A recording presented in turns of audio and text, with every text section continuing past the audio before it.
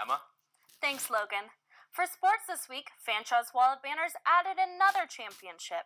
Fanshawe Learns reporter Zachary Benyon has the story. With the Greater Ontario Junior Hockey League season underway, the London Nationals were primed for another run at the Sutherland Cup. Brandon Piper has more on a pair of national rookies who are making a name for themselves. Well, that's all we have for today. I'm Logan Perto. And I'm Emma Anderson. Tune in next week for another episode of Fanshawe Learns. It just goes to show how one wrong move can change your life in a matter of seconds. It wasn't just the customers that were upset. Many employees at Masonville also said that it did put a kink into their day. Going to send things over to Emma Anderson, who has our 7-day weather forecast. What can we expect this week, Emma? Well, this week, Logan, we're looking at a wetter week. However, first let's take a look at our national forecast. We are seeing lower temperatures nationally right now. However, those are going to creep up back to normal within the next couple weeks.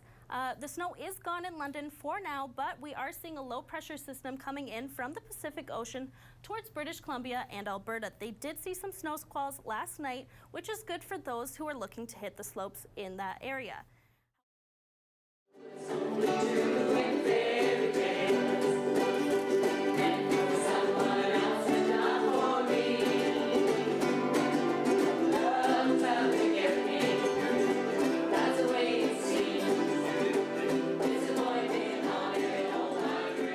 Well, we were at the home county fair one year, and there was a bunch of people playing ukuleles. And that kind of, when I saw that, I thought, I think I can do that. And that kind of inspired me, you know, to do something that I always was afraid to do.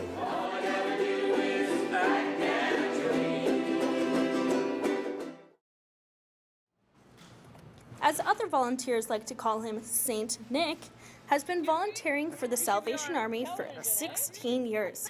And what keeps him coming back is the impact he sees on the community.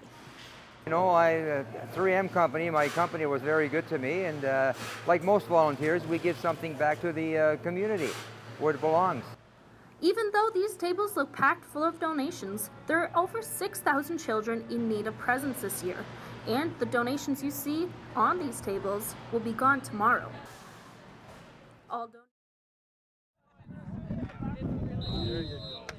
Nick's mom, Lisa, says she'll never forget seeing the injury take place right before her eyes.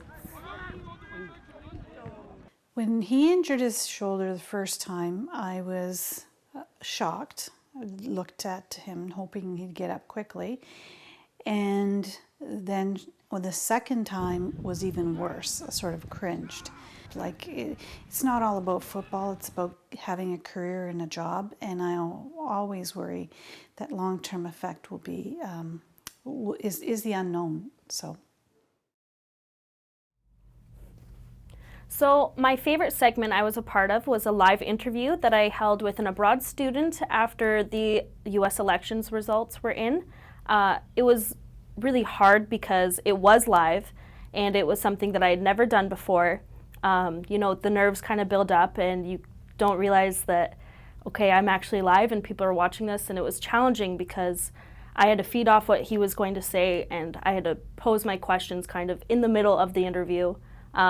Even though I had done the research and I had prepared, it wasn't something that you can really prepare too much for because you never know what somebody's going to say.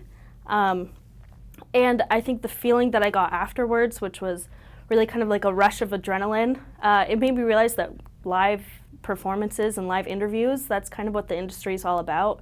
And I think it's a really good asset, and it's something that I would like to do more of.